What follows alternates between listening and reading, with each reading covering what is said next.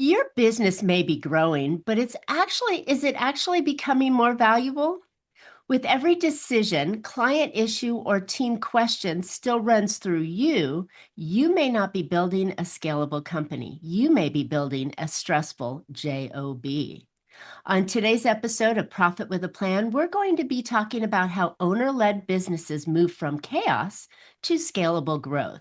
You'll learn why well, you'll learn why the owner is often the bottleneck, why lowering exit or holy cow, my mouth is not working, so let me just start again. Your business may be growing, but is it actually becoming more valuable? If every decision, client issue, and team question still runs through you, you may not be building a scalable company. You may be building a stressful job. On today's episode of Profit with a Plan, we're talking about how owner-led businesses move from chaos to scalable growth. You'll learn why the owner is often the bottleneck and what lowers exit value, and the four fundamentals every business needs: clear priorities, a weekly execution rhythm, a simple scorecard, and real accountability. And if you want more freedom, stronger enterprise value, and a business that can actually scale, then this is the episode you want to catch. Hey, entrepreneurs, are you working too hard for too little profit? Well, welcome to Profit with a Plan podcast, where we help business owners grow smarter, increase profitability, and build a business that's worth more, whether you keep it or plan to sell it. I'm Marcia Riner, business growth strategist and the profit booster behind Infinite Profit. Each week, I bring practical strategies, expert insights, and real-world steps to help you grow revenue, improve margin, and build a stronger business. This episode is brought to you by Infinite Profit, where we turn strategy into profitable growth. But before we jump in, I have something special for you. If revenue has plateaued or your marketing is just not producing the return you should, go get your free profit booster growth map. My mouth is just not working today, so we're going to pound through this. In just a couple of minutes, it helps you identify where to bring in more qualified clients and where profit leaks may be costing you money. So go get yours at profitbooster.biz. And by the way, there's no sales call required. So now let's get into today's conversation. My guest, Thomas Rechtien, is known as the Fixer, and that title surely fits.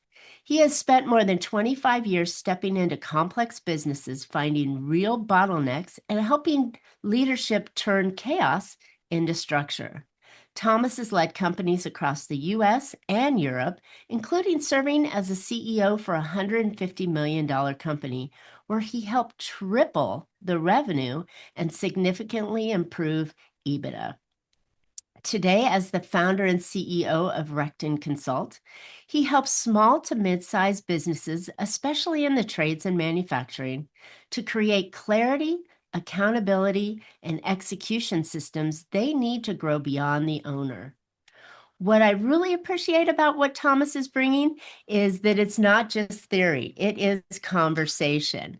And he sat in the CEO seat, made those tough calls, and knows exactly what it takes to build a business that can scale. Thomas, welcome to Profit with a Plan podcast. I hope my mouth can keep working through the rest of Thank the you, show. Marcia. Well, we'll figure it out. Exactly. So, looking at your story, right, and my notes and prepping for this, I notice you have kind of a family history that you started in business. Tell me a little bit about that.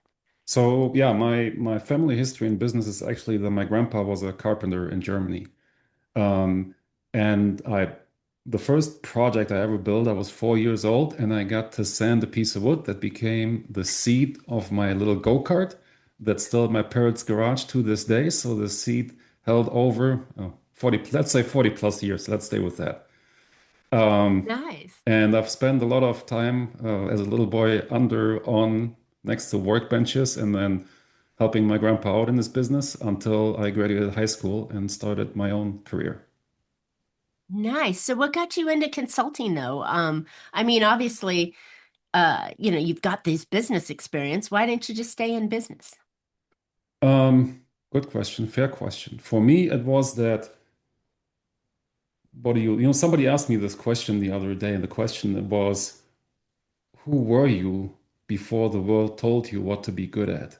Oh, that's a great So question. that sat real deep with me. And that kind of thinking about this, that's where everything made click. I went from carpentry to a banking business, did my apprenticeship in a bank, got my business degree in Germany. Then I went into the steel business. I got a bachelor's degree in German law.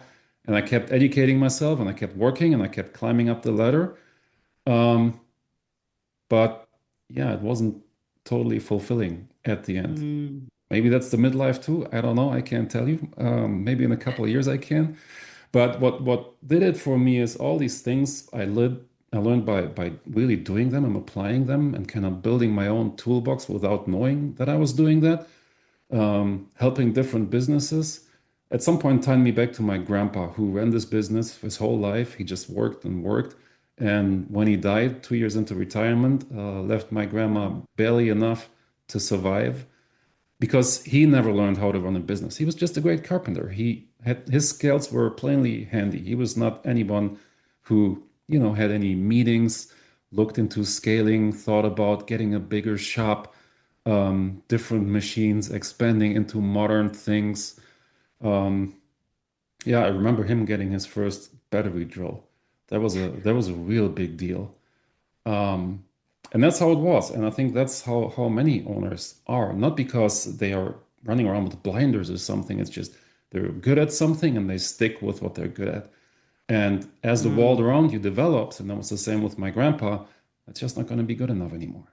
So my Oh my drive goodness. became the take what I had learned and apply that to people exactly like my grandpa and help them get to where they want to be. Help them not to, have their nap on the workbench in the shop because it's another Sunday where they work 12 hours to prep for Monday morning, but be able to spend the weekends with their families, go on vacation, just knowing that their business is running with or without them.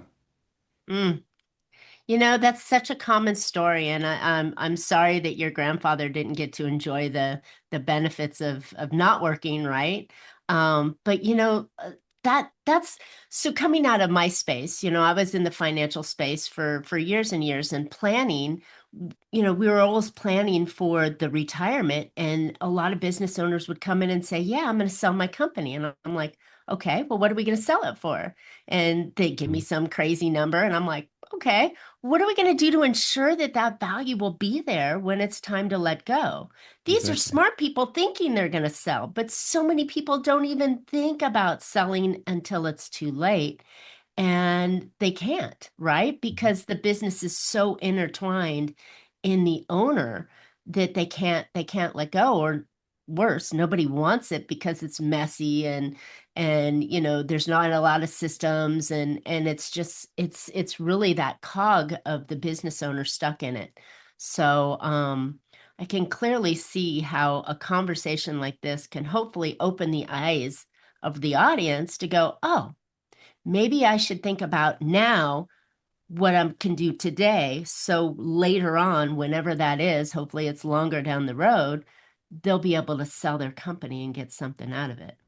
Exactly. And taking that one Mm. step back, Marcia, what I see oftentimes when I talk to owners, and again, my family wasn't any different. The first thought is you build something, you do it, well, you get married at some point, you have kids, and one of the kids will take over, right? Oh, Like they maybe even do an apprenticeship in the business, but then all of a sudden they decide that's not for them. Like they want their own life. Well, now you're at the point where you're thinking you want to sell, and in a crunch, you're probably 62 years old, you want to retire at age 65. That was always the plan. You figure out 3 years to go and your business is not worth anything. So mm-hmm. I can see how many owners are desperate with that. So I wish they would all start thinking about it at age 55, come to find out, and then do what's necessary to get to where they need to be, to get them to where they want to be. That's a fantastic reason why, because Junior often does not want the business, Nope. right? The generational continuation of companies rarely happens anymore. And I Yeah. think that that's a perfect example. But my belief is that, the day you start your company, you should be thinking about how you're going to get out, Yeah. even from the way that you name your company. And I think that that's really important. But let's dig into this a little bit. You've got obviously you've wrapped your business around the idea of how can I make sure that, something you can get something out of it when it's time to let go. What are the core values and you're looking at when you look at a company to help make sure that they can sell that company eventually? The only thing, well, that's not the only thing. The one major thing is really you got to get rid of this owner dependency. The owner is usually the one, especially in manufacturing, the trades, smaller business, family-owned businesses. They started the business because they were great at something, and they still Mm, are. They're good electricians, plumbers, they're great fabricators, they're great with metal, they're a great engineer, whatever it may be. And they build a business on that skill. Oftentimes, the spouse does the invoices at first, a close friend helps in the shop, then the son comes in, whatever it is. And as long as they stay at 3 to 4 people and that makes them happy, that's cool. But all of a sudden, when they're good at what they do, they get more clients. So they need more mm, people. And all the problems start. But they're the ones who want to take all the decision, right? They've built it. It's like their baby, or when you get like a little puppy, you're in charge. And that's the same here. They want to feed the puppy every day. They don't let that to anyone else. And you have all these bids to review on your desk. And, well, you want to make it to the dance recital of your daughter, probably. It's 4:30 p.m., but you still got 10 bids to review. You got offers to send out. You need to make 2 calls back to clients who are upset because you're delivering late. And they take that on. And other people, I don't want to say they gladly take it, but that's the system that has been established without even saying a word about it, right? It's not that he says, I want this. It's just how it happens and how it develops. And the big task here is to and break how they get that stuck in spiral. it, right? Yeah. So you need to break that cycle. You need to get out of it. And you were saying something that I really liked earlier, Marcia, which is same thing I always say, from day one, you should make sure that your business is sellable. If you ever want to sell it or not, that doesn't matter. You don't have to. It's your business. You do whatever you please. And I'm not going to come in and tell anyone how to run their business, but I can certainly share a lot of ideas, and whatever they take on is going to help them. And ideally is what we call the owner's box, right? The owner sits in the owner's box. There's a second in command who runs the day to day, and the business just runs without the owner. And Mm. that's how you can make it to where you can sell it and probably get good money for it. I love it. It's so common that they have developed this practice because they started out, it was just me doing the thing, right? Mhm. And then I hired somebody and then I hired a couple more people because I got busy, but I kept doing the thing, right? Instead of evolving and creating new and getting systems and people in place, right? Because, you know, I think the biggest aha is when we started our company, we didn't think we were gonna be working 16 hours a day, 6 days a week and Mhm. stressing out over everything. We thought we wanted this like the owner lifestyle, right? Where I could go see the recital. And I wasn't working at 4:30 with, 2 more hours to go, or three, Yeah. when you look at your to-do list. So how do they get out of that, right? They don't just wish for it to go away. It's got to happen over time. But what's the first thing that they should consider? The first thing is really what you had mentioned in the intro, it's clarity. And there's a lot that bunches into this word, but you have to get real clear about where are you, where do you want to go, and how are you going to get there? So the where are you is simple. You look at how big's your business, you look at the numbers, right? Revenue, profit, how many people do you have, how much work can you handle, how many work Hmm. hours can you put out? Where do you want it to go? The day you want to sell it, the day you want to retire? Like, what do you want it to be? What does that revenue look like? You don't have to go that far. You could go like 10 years out or something, bigger picture. You could go And at the end of the year. then you start breaking it down to 5 years, 3 years, and 1 year. And the 1 year number, that's the one based off of your big, hairy, audacious goal that you're going to work with. And you're going to, well, take from that essentially what you have to do tomorrow morning, the day after, and every other day you come to the office this year. So you get to that number. And not only for the owner themselves, but for the team. So once you have the clarity about the situation, the next piece of clarity is going to be who belongs and why. What people do you have in your business? Are they a good fit for your business? Are they the right people in the right seats? Or is somebody underutilized? Or is somebody probably over their skis with what they have to do and is expected from them? Which then that piece of them that's over the skis is certainly going to land on the owner's desk. So you got to get real clear.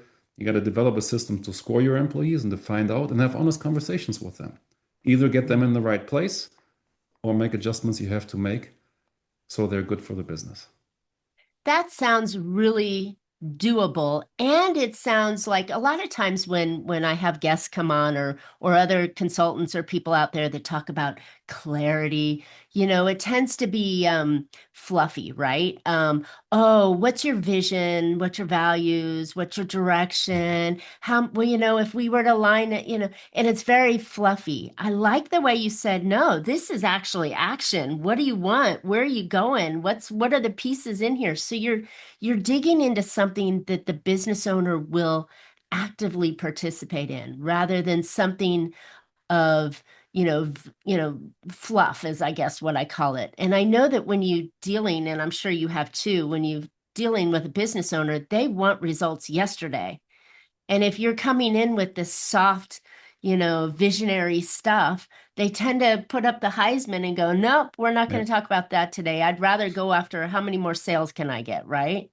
Yeah. So this is And good. This is really good because it's that's stuff that they really, should already know. they should.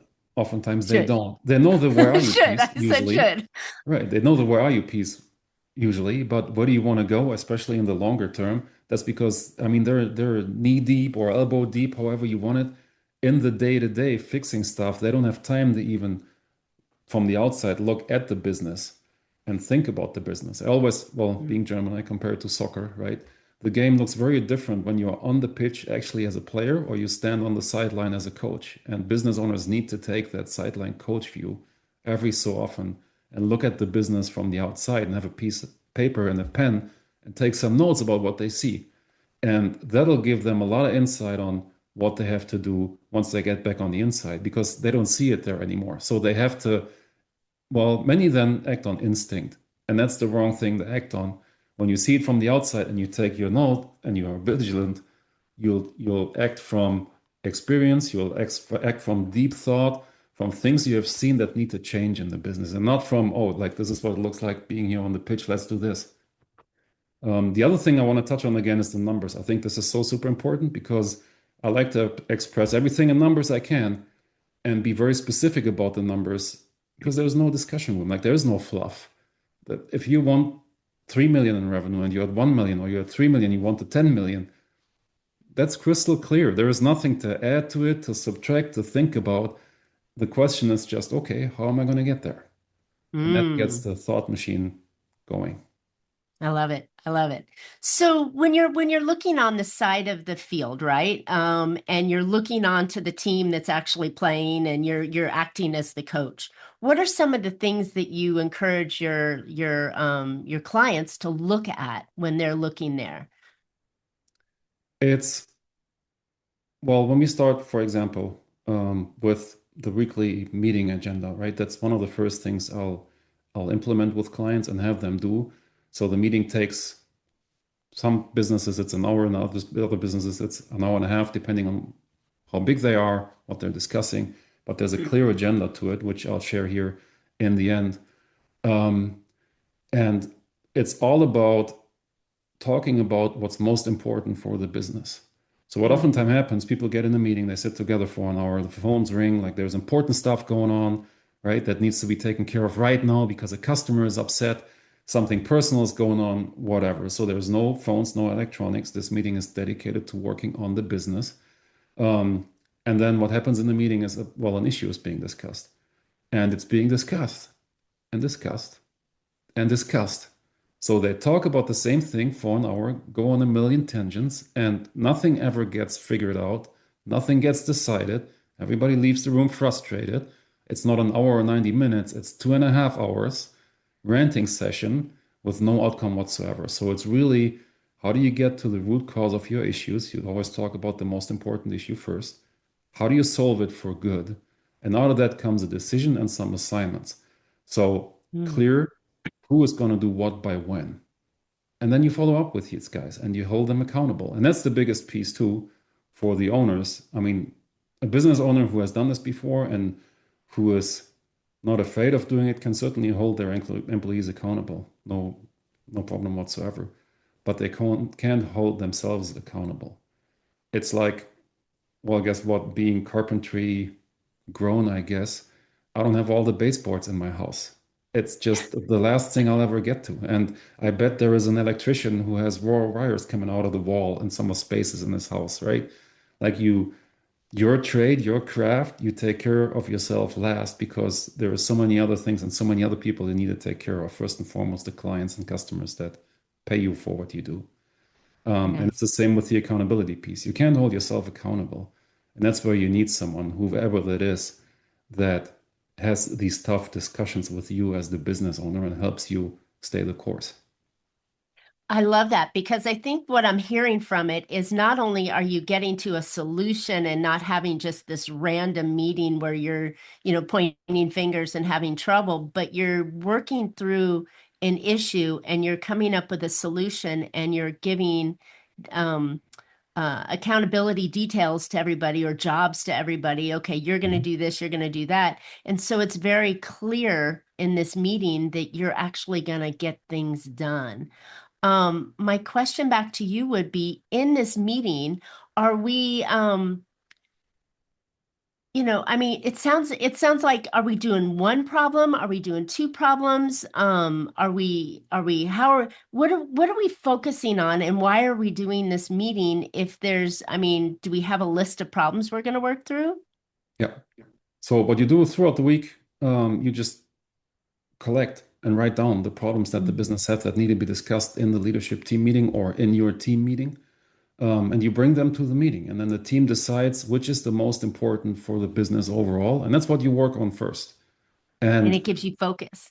it gives you that focus. Sometimes, let me start like the worst case is, and that's not even the worst case, you have one huge problem and you get it solved in that meeting.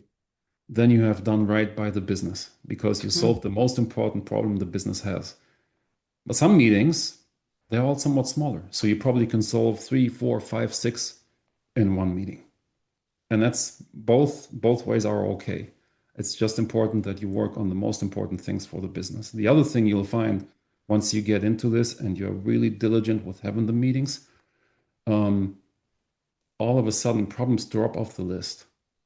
And at first that's hard to understand, but then again, back to sports, like take football. What I know about football, which is not much, people tell me it's about blocking and tackling. So you always go back to the basics and you practice and practice and practice the basics so you can really apply them in a game situation when it counts. And you do the same in these weekly meetings, right?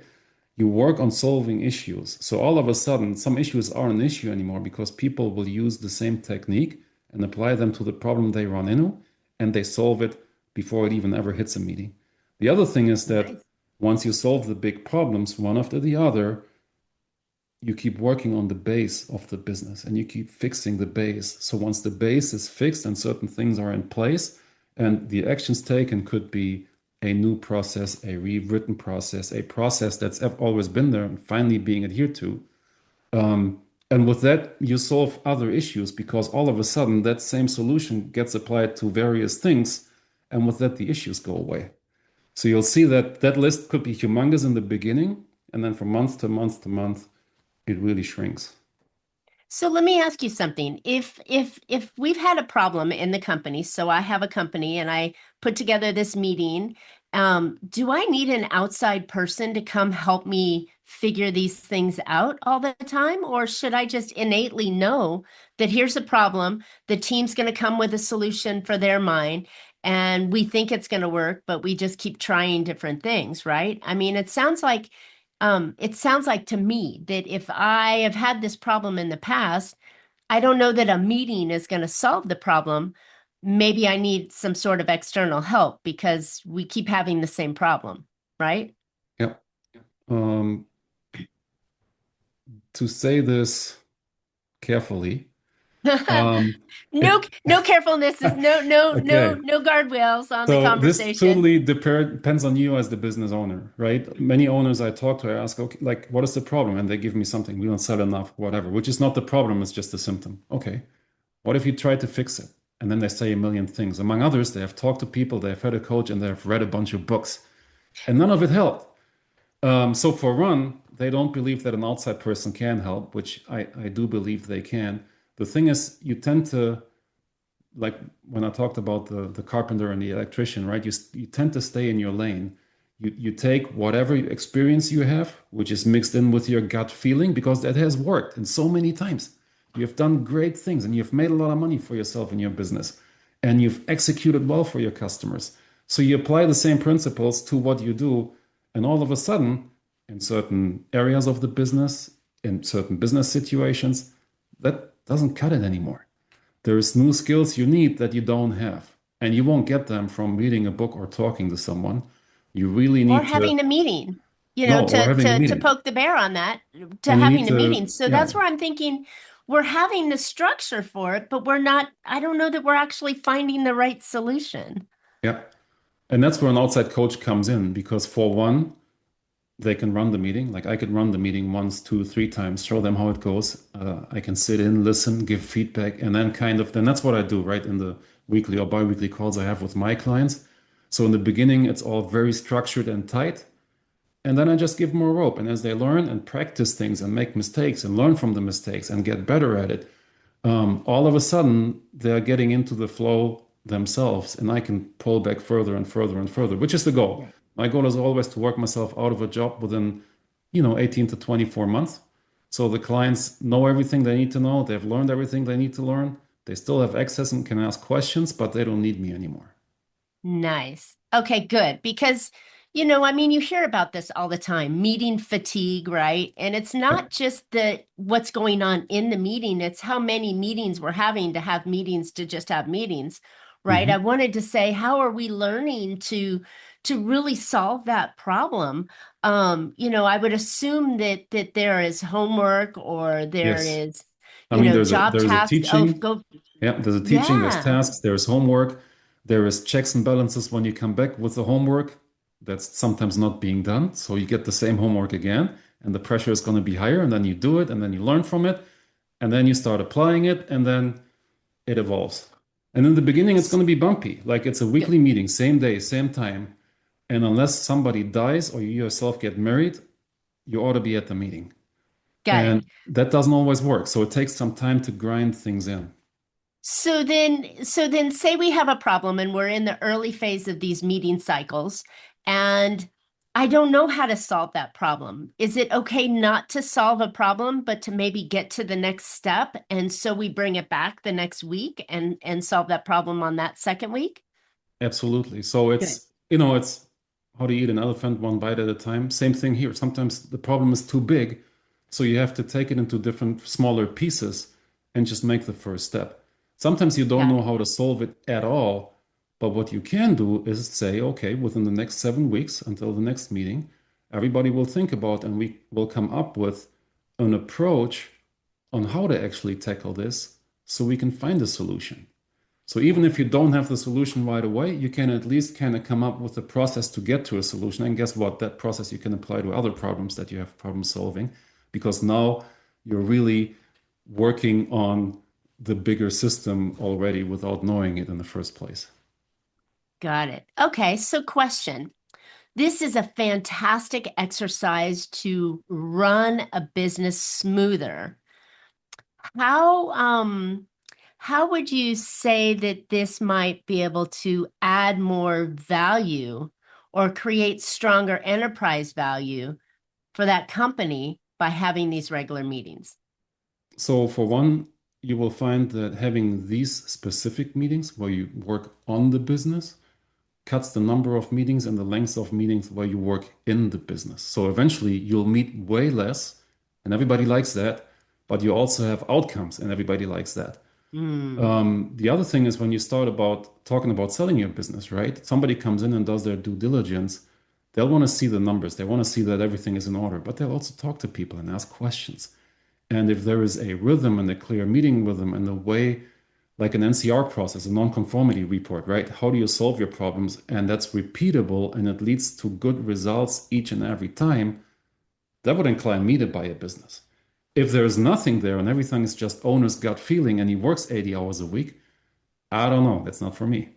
It's not for me. Yes, exactly. I heard this last year or the year before, but from one of my guests that buyers want to buy your business. They don't need to buy your business. And Mhm. sellers need to sell their businesses for one reason or another. So putting the shift on making it more desirable for the buyer to want that business because you've got these systems and these Yeah. rhythms and these, accountability pieces that are guaranteeing that the business is going to get more done and have a smoother outflow rather than just having, that gut feeling of the business owner Yeah. in it.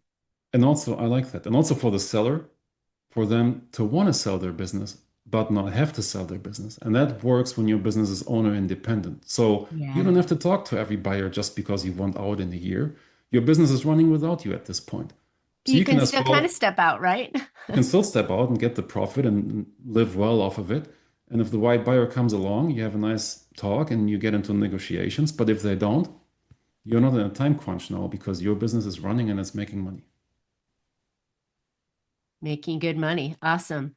Thomas, this is really interesting. It's not that it is the direction of a part of it, but I didn't realize that having that weekly meeting would do so much for a company and getting everybody on the same direction, on the same path, able to solve the problems, able to work through issues that are holding the company back by just simply having a structured meeting that goes every week. So I Yeah. didn't realize that. That was really, really enlightening for me. So with that in mind, and again, we can keep going on about ways to improve your business, which is the whole theme of this podcast. But where can listeners find out more about you and your consulting firm and how to run these meetings? They can find out more about me on rectinconsult.com. That's my webpage. Or look me up on LinkedIn and get in touch. The meeting agenda will be in the podcast notes for this episode. So they can, it's a long link, I know. So they can click on the link and download the agenda. And they don't only get the agenda, I made it a 6 or 7 page document with coaching notes as well. So I explain exactly what to do when in the meeting, what questions to ask, how to run it. And if there's any questions, I'm happy to answer those. But there's a whole lot in there. So if you want to run the meeting and you want to take a crack at it, print the agenda, take it to the meeting and run it that way and see what it does for you. I think it's going to produce some significant results because I'm a firm believer in having actionable strategies that you can put in your business that actually do something and make the top line grow, make the bottom line grow so you keep more in your pocket, to be able to have a business that runs better. And when it runs better now, it's more attractive later on Mhm. to whoever wants to buy it. And then when you've put your blood, sweat, and tears, nights, weekends, savings and everything into it, you now have an opportunity to recapture some of that if you do the work today. And so that's why I'm always talking about that double win. If you make a business great today, you're going to enjoy it more. It's going to be more profitable. You're going to have more money, more freedom. But then it also creates this desirable asset towards the end that creates legacy for Junior, as we talked about in the beginning, or your employees or the community or just having your business, your entity, your idea, your baby that you birthed, right, that grew up and is now a teenager or college going off to college, right, you now have proud, hey, that's my company, I built that, Yeah. right, and it's Yeah. still going, and I think And that's good. I also think that if you're the person that kind of wants that feeling but still wants to work 80 hours, just have 3 or 4 businesses. I mean, you can make it an enterprise at this point, but don't change the strategy of what you do in every individual business because it's a pain in the neck to run those. It brings you sleepless nights. So rather have four great businesses than one that sucks to fill your 80 hours a week you want to work. I don't know who really wants to work 80 hours a I week. don't I know think either, they but hey, get into that. they're out But there. yeah, well, I think those are the entrepreneurs that like to build things and then sell them and move on to Yeah. the next thing. But yeah, I don't know that someone raises their hand and goes, "Yeah, I want to work my butt off every Yeah. day, all weekends." Yeah.